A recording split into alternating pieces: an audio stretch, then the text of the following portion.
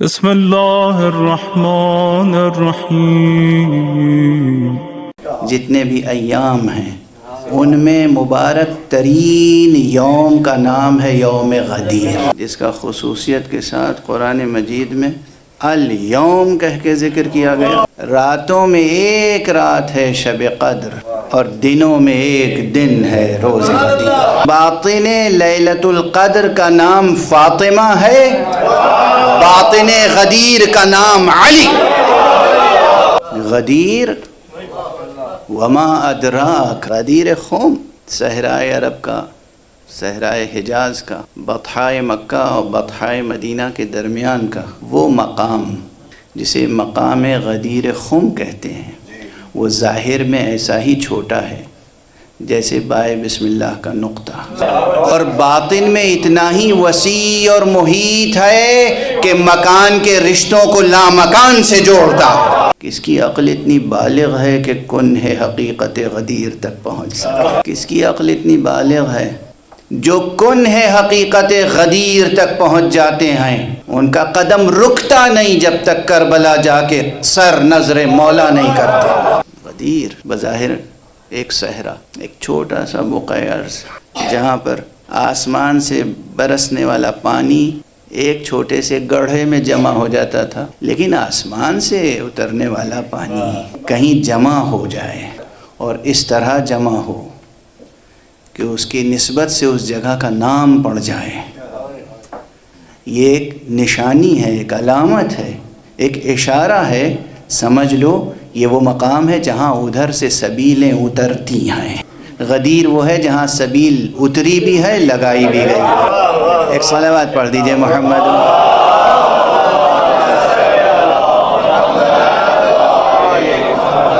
اس کائنات مادی کے کس سورج میں یہ تاب و تواں ہے کہ غدیر کی طرف آنکھیں بھر کے دیکھ سکے، جہاں ایک ممبر پہ دو سورج موجود؟ کیا حسین منظر تھا غدیر کا، اور کیا ممبر تھا غدیر کا، اور کیا دامن تھا غدیر کا، اور کیا خیمے تھے غدیر کے، اور پھر اس خیمے کی عظمت جس میں امیر المومنین بحکم پیغمبر بیعت لینے کے لیے بیٹھے تھے، اور ساری امت اس خیمے کے گرد کھڑی تھی اس انتظار میں کہ اب ہماری منزل قریب آ جائے، اب ہماری باری آئے تو ہم السلام علیک یا امیر المؤمنین کہہ کر دست مولا پہ بیعت حق کر سکیں۔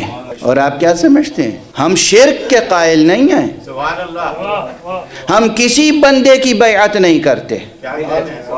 بیعت کے معنی کیا ہیں؟ بیعت کے معنی ہے اپنے متاع وجود کا سودا۔ بیعت کے معنی ہے اپنے متاع وجود کا سودا، اور ہمارے پاس اپنی کوئی متاع ہے ہی نہیں۔ جو کچھ ہے امانت ہے، یہ امانت دی جائے گی تو اسی کو، کسی اور کو دی تو خیانت۔ اس لیے ہم دست مصطفیٰ پہ بھی بیعت کرتے ہیں تو خدا کی بیعت، خدا کی ہوتی ہے، ہاتھ مصطفیٰ کا ہوتا ہے۔ بیعت خدا کی ہوتی ہے، ہاتھ مرتضیٰ کا ہوتا ہے۔ بیعت خدا کی ہوتی ہے، ہاتھ حسین کا ہوتا ہے۔ بیعت خدا کی ہوگی، ہاتھ مہدی کا ہوگا۔ صلوات پڑھنے محمد والے۔ بیعت تو بس خدا سے ہے، سودا تو اس سے کریں گے نا۔ خودی کا سودا خدا کے علاوہ کسی سے نہیں کیا جاتا۔ ہم کسی خاکی خاتی، کسی اپنے جیسے کی بیعت نہیں کرتے، ہم بیعت خدا کرتے ہیں۔ مصطفیٰ کے ہاتھوں پر اللہ کی بیعت، مرتضیٰ کے ہاتھ پر اللہ کی بیعت، مجتبیٰ کے ہاتھ پر اللہ کی بیعت، شہید کربلا کے ہاتھ پر اللہ کی بیعت، عابد آل عبا کے ہاتھ پر اللہ کی بیعت، باقر آل محمد کے ہاتھ پر اللہ کی بیعت، صادق آل محمد کے ہاتھ پر اللہ کی بیعت۔ ہم اللہ کی بیعت کرتے ہیں، اور جب کوئی ہاتھ پردہ غیب میں ہوتا ہے تو ہم ایک پنجہ سجا کے، علم سجا کے، علم تھام کے بیعت کر لیتے ہیں، مگر شرک نہیں کرتے۔ عید فطر مسلمانوں کی عید ہے، عید قربان مسلمانوں کی عید ہے، عید غدیر اسلام کی عید ہے۔ عید غدیر اسلام کی عید ہے، اس لیے کہ آج حق سبحانہ و تعالیٰ نے اعلان فرمایا تھا الیوم اکملت لکم دینکم واتممت علیکم نعمتی ورضیت لکم الاسلام دینا۔ آج اسلام کی عید ہے، آج قرآن کی عید ہے، آج آدم سے لے کر خاتم تک تمام نبوتوں کی عید ہے، آج مقام ختم نبوت کی عید ہے، اس لیے کہ مقام ختم نبوت کو آج یہ معلوم ہو گیا کہ ہمارا پیغام اب قیامت تک محفوظ رہے گا، اس لیے کہ کسی کمزور کے ہاتھوں میں نہیں ہے، شیر خدا کے ہاتھوں میں۔ کیا پرشکو آہنگ ہے، کوئی بھی مفسر ہو، قرض قرآن ادا نہیں ہو سکتا جب تک کہ وہ یہ نہ بتائے صاف صاف کہ الیوم سے مراد کون سا دن ہے۔ ازل سے لے کر ابد تک تمام لمحات زماں اس ایک دن کی طرف دیکھ رہے ہیں، کون ہے وہ دن، کون سا وہ دن ہے جس دن کیا ہوا، اکملت لکم دینکم، ہم نے تمہارے لیے تمہارا دین مکمل کر دیا، اللہ اکبر، وَأَتْمَمْتُ عَلَيْكُمْ نِعْمَتِي، اور تمہارے اوپر اپنی نعمت تمام کر دی۔ کہنے والا کون ہے؟ اللہ، وہ قادر مطلق جس کے خزانے میں کوئی کمی نہیں، نامتناہی خزانہ رکھنے والا اگر یہ کہے کہ آج ہم نے نعمت تمام کر دی، ارے وہ پروردگار جس کی ذات نامتناہی، جس کے اسما نامتناہی، جس کے صفات نامتناہی، جس کی قدرت نامتناہی، جس کا خزانہ نامتناہی، جس کی نعمتیں نامتناہی، وہ اگر یہ تعبیر اختیار فرما رہا ہے کہ آج ہم نے اپنی نعمتیں تمام کر دی، تو میں پوچھتا ہوں مفسروں سے، ہوش کے ناخون لو، بتاؤ تو صحیح وہ نعمت کیا تھی، وہ دن کون سا تھا؟ ظاہری طور پر وہ آ کے قرآن لائیں گے اور کھول کے دکھائیں گے، دیکھیے صاحب سورہ مائدہ کی 3 آیت میں اوپر وہ جانوروں کے احکام ہیں، گوشت کے احکام ہیں، کھانے پینے کے احکام، سبحان اللہ، چشم بددور، ان کی عقلوں پر سے بھی، ان کے معدوں پر سے بھی چشم، خدا ایسی عقلوں کو نظر بد سے کیا کہوں محفوظ رکھے یا لگنے دے۔ یہ جانوروں کے گوشت، یہ ذبیحے، یہ اللہ نے اس کے احکام بیان کر کے نعمت تمام کر دی۔ اللہ فرما نعمت تمام کر دی، آج نعمت تمام کر دی، یعنی یہ بتایا کہ کون سا گوشت کھا سکتے ہو، کون سا گوشت نہیں کھا سکتے ہو۔ کیا شہوت طعام ہے، جن کی عقلیں کل کی کل معدوں میں ہوں، بلا وجہ نہیں۔ کچھ لوگ مشہور ہیں صرف کھانے پینے کے لیے کہ بھئی ان کی نظر تو بس دسترخوان پہ ہوتی ہے، ان کی نظر تو صرف پلیٹوں پہ ہوتی ہے۔ آج ہم نے یہ آج کون سا آج ہے؟ جیسے میں نے عرض کیا تھا نا کہ غدیر ایک مکانی حوالہ ہے، اور اس دامن مکان میں بائے بسم اللہ کے نقطے کی طرح چھوٹی سی ایک جگہ ہے، مگر محیط ہے ایسا اس پورے مکان پر کہ اس مکان کا رشتہ لامکان سے جوڑتا ہے سلسلہ روز و شب کا ایک خاص دن، مگر یہ دن ایسا محیط ہے کہ ازل سے ابد تک تمام لمحوں کو اپنی آغوش میں لیے ہوئے۔ اس لیے جو اہل ولایت ہیں ان کے لیے تو ہر گزرنے والا لمحہ جشن ولایت کا لمحہ ہوتا ہے، لیکن پھر بھی پہچاننے کی ضرورت ہے کہ یہ الیوم کون سا دن ہے۔ روایت ہے کہ ایک مسلمانوں کے ایک دربار میں، مسلمانوں کے ایک حاکم کے سامنے ایک اہل کتاب نے آ کر سوال کیا کہ خدا، اور جملہ کیا کہا ہے اس شخص نے، جملہ کیا کہا ہے؟ جملہ یہ کہا ہے کہ آپ کی کتاب میں قرآن مجید میں ایک آیت ایسی ہے کہ اگر یہ آیت ہماری کتاب توریت میں ہوتی تو ہم اس دن کو، جس دن وہ آیت نازل ہوئی ہوتی، عید مناتے۔ کہا کون سی آیت؟ کہا الیوم اکملت لکم دینکم وَأَتْمَمْتُ عَلَيْكُمْ نِعْمَتِي وَرَضِيتُ لَكُمُ الْإِسْلَامَ دِينًا. اگر یہ آیت ہماری کتاب میں ہوتی تو ہم عید مناتے، جشن مناتے. اب روایتیں مختلف ہیں. ایک روایت میں یہ ہے کہ انہوں نے کہا ہم تو پہلے ہی سے اس دن عید مناتے ہیں، اور مراد کیا لیا؟ وہی عید قربان. بات وہیں تک پہنچی.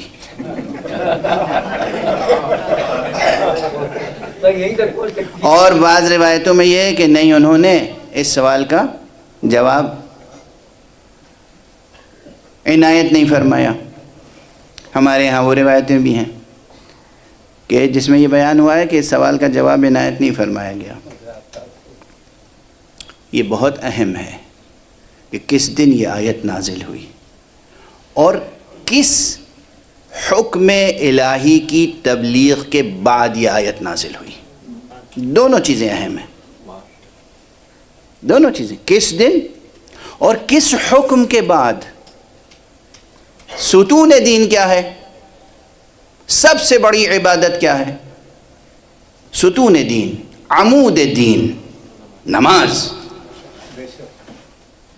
کوئی دو مسلمان روئے زمین پر اختلاف نہیں کر سکتے اس قضیے سے کہ نماز عمود دین ہے، نماز ستون دین ہے. جو جان بوجھ کر نماز کو ترک کرے گناہ کبیرہ کا مرتکب ہوتا ہے. جو استخفاف کرے، نماز کو ہلکا سمجھے، خفیف سمجھے، نماز کو ایک معمولی حکم الہی سمجھے، وہ گناہ کبیرہ کا مرتکب ہوتا ہے.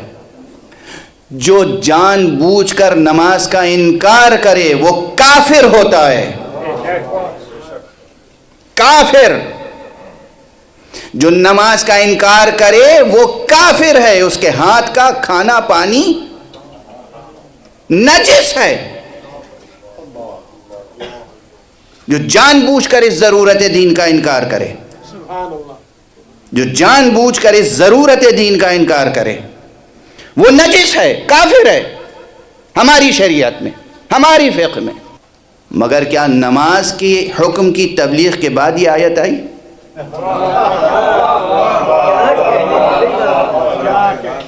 یہ آیت الیوم اکملت لکم دینکم واتممت علیکم نعمتی ورضیت لکم الاسلام دینا. آج ہم نے تمہارا دین مکمل کر دیا. آج ہم نے تمہارے اوپر اپنی نعمتیں تمام کر دیں، اور آج ہم اس دین اسلام سے تمہارے لیے راضی ہو گئے. نہیں، کوئی روایت نہیں ملتی. نماز کے بعد روزہ بھی ایک اہم حکم ہے، بہت اہم حکم ہے. ہم دوسرے نمبر پر گنتے ہیں اسے عام طور پر بچوں کو تعلیمی لحاظ سے پڑھانے کے لیے. مگر ایک بات یاد رکھیے، مجبوری ہے کہیں نہ کہیں سے تو شروع کرنا ہے اور کہیں نہ کہیں ختم کرنا ہے. یہ مجبوری ہے، یہ اس عالم زمان کی مجبوری ہے کہ جب چیزیں متعدد ہوں تو کوئی نہ کوئی ترتیب اس میں رکھنی پڑتی ہے، اور کسی نہ کسی کو ایک پہلا اور دوسرا اور تیسرا یہ کہنا پڑتا ہے. یہ دو، ایک وجودی لحاظ سے زمان و مکان کی مجبوری ہے، اور تعلیمی لحاظ سے ذہن کی مجبوری ہے. اور ہمارے ہاں دقیق مسائل ہیں یہ. تو کہیں سے تو شروع کرنا تھا، نماز سے شروع کی بات. لیکن یہ یاد رکھیے کہ یہ تفاضل کہ نماز افضل ہے یا روزہ افضل ہے، اس بحث میں نہ پڑیے گا. اللہ کے احکام ہے. کیونکہ روزے کے بارے میں معلوم ہے ایک حدیث یہ ہے کہ الصوم لی وانا اجزی بہ، روزہ میرے لیے ہے اور میں ہی اس کی جزا دوں گا. اور عرفا کی قرأت دوسری ہے. جو اہل باطن ہیں، اہل عرفان ہیں، وہ کہتے ہیں الصوم لی وانا اجزا بہ، روزہ میرے لیے ہے اور میں خود اس کی جزا ہوں. اللہ اکبر. تو روزہ کوئی معمولی شے ہے؟ روزہ کوئی معمولی شے ہے؟ کیا روزے کا حکم جب آیا تو اس کے بعد یعنی جس کی جزا میں خود خدا ہو، اس سے بڑی کون سی عبادت ہوگی؟ بقول عرفا، بقول اہل باطن، بقول صوفیہ، بقول اہل ظاہر بھی، جس چیز کے لیے خدا کہے یہ میرے لیے ہے، کوئی مقام ہے اللہ کہہ رہا ہے یہ عبادت میرے لیے اور میں ہی اس کی جزا دوں گا. کوئی مقام تصور کر سکتا ہے؟ اس کے بعد بھی نہیں آیا الیوم اکملت لکم دینکم واتممت علیکم نعمتی ورضیت لکم. غور فرما رہے ہیں. اور اسی طرح آپ بقیہ احکام کی طرف، حج جامعیت کے اعتبار سے حج ایسی جامع اور اتنی عظیم عبادت ہے کہ اس میں باقی تمام فروع دین شامل ہیں. نماز اس میں شامل ہے، طہارت اس میں شامل ہے، صوم کی کیفیت اس میں شامل ہے، بہت سی چیزیں شامل ہیں حج میں. طواف کے بعد آپ نماز طواف واجب ہے یا نہیں ہے؟ نماز اس میں شامل ہے. بہت سی چیزیں، سعی جد و جہد اس میں شامل ہے. حج کے بعد بھی یہ نہیں کہا کہ الیوم اکملت لکم دینکم واتممت علیکم نعمتی ورضیت لکم الاسلام. تو یہ چیز واجب ہے، فرض ہے، قرض ہے قرآن کا مفسر پر. وہ بتائے کہ وہ کون سی حقیقت ہے جس کی تبلیغ کے بعد پیغمبر کو یہ سند دی گئی. ہم طالب علم ہیں، ہم حقیقت پسند ہیں، ہماری جستجو ہے، ہمارا سوال ہے. بتانا تو ہوگا نا کہ وہ دن کون سا تھا، وہ چیز کون سی تھی. یہ ذبیحے کے احکام، ذبیحے کے احکام. تو سیرت پیغمبر میں اگر کہیں واقعات کی ترتیب دیکھیں، یہی کہہ رہا ہوں کہ ایک طرف آسمانی حقائق ہیں، ایک طرف زمینی حقائق. تو زمینی حقائق میں آپ واقع غدیر کو بھلا نہیں سکتے. اور کتنا ہی بڑا کوئی مفسر ہو، چاہے لوگ اسے امام المفسرین کہتے ہوں، جان بوجھ کر اگر وہ واقع غدیر کا ذکر نہیں کرتا تو میری نگاہ میں وہ کافر ہے. اتنے اہتمام سے جس بات کا ذکر مصطفیٰ نے کیا ہو، تجھے کیا حق ہے کہ اس واقعے کا ذکر ہی نہ کرے؟ کوئی شقاوت سی شقاوت ہے، کوئی شقاوت سی شقاوت ہے، کوئی محرومی سی محرومی ہے، کوئی بدنصیبی سی بدنصیبی ہے، کوئی گمرہی سی گمرہی ہے، کوئی ضلالت سی ضلالت ہے. پیغمبر آگے بڑھا ہوا مجمع، بلاؤ پیچھے پیچھے جو آ رہے ہیں انتظار کرو ان کا. یہ جو خز و خاشاک ہیں صاف کرو اسے، پالان شتر سے ممبر بناؤ، اذان دو. صحرا میں اذان گونج رہی ہے، جہاں بگولے رقص کرتے ہیں وہاں ممبر نصب ہو رہا ہے، جہاں وحشتیں پھرتی ہیں وہاں تہذیب نمو کر رہی ہے. ویرانے کو عملاً جہاں مصطفیٰ گلشن بنا رہے ہوں، ایسے مفسر دین و دنیا کو ویرانہ بناتے ہیں اسے بھلا کر. غدیر کو بھلا دیں گے آپ، غدیر کو بھلا دیں گے. آپ جیسا بے پیرا ہم نے کوئی نہیں دیکھا. ایک عبارت ارشاد فرمائی، ایک قول پیغمبر نے ارشاد فرمایا، ایک حکم اللہ کا پورا کیا اور کوئی پیغام دیا. یہ پیغام تمام عالم انسانیت کے لیے بالعموم اور تمام کلمہ گویوں کے لیے بالخصوص ایک امانت الہی اور امانت مصطفوی ہے یا نہیں؟ رسول کی کہی ہوئی بات امانت ہے یا نہیں؟ اچھا کبھی یہ ہو کہ صاحب وہ سلسلہ ضعیف ہے اور ہمیں پتہ نہیں کہ واقعی حضور نے فرمایا تھا کہ نہیں، اس لیے احتیاطاً میں نہیں کہتا، میرا تقوی اجازت نہیں دیتا کہ میں اس کی روایت کروں چونکہ سند ضعیف ہے.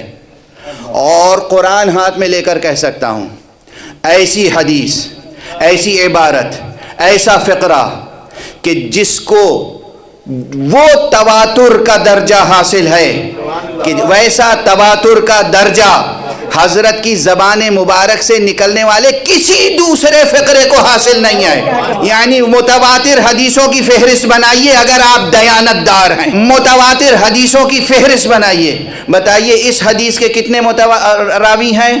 10. اس حدیث کے 20، اس حدیث کے 25، اس حدیث کے 30. بس 10 20 25 30.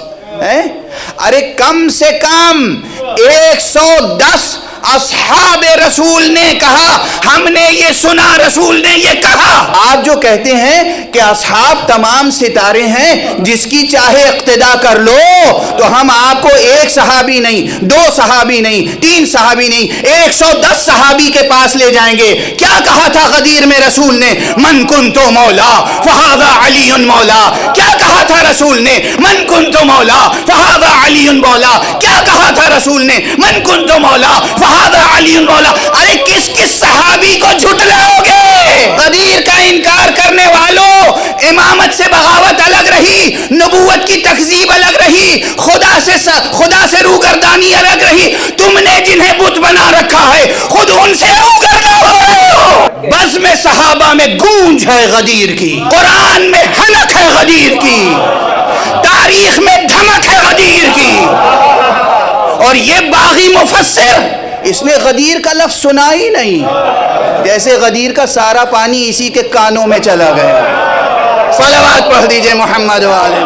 خدا کی قسم کیا شقاوت سی شقاوت ہے، اور مبارکباد کے مستحق ہیں وہ دنیا میں برادران اہل سنت، صوفیاء کرام۔ یہ جو عرس ہوتے ہیں عموماً مزارات پر اور مقامات پر ان کے ہاں، اس میں قوالی کو قوالی کیوں کہتے ہیں معلوم ہے؟ کیونکہ سب سے آخر میں پہلے حمد خدا کی اشعار پڑھے جاتے ہیں، نعت پیغمبر کے اشعار پڑھے جاتے ہیں، منقبت کے اشعار پڑھے جاتے ہیں، اور اس کے بعد سب سے آخر میں ایک ہی چیز ہوتی ہے، من کنت مولا فہذا علی مولا، من کنت مولا۔ یہ قول رسول کا قول، میری دعائیں ہیں ان کے لیے جو ایک قول پیغمبر کو اہتمام سے بیان کرنے کے لیے پوری رات جاگتے ہیں۔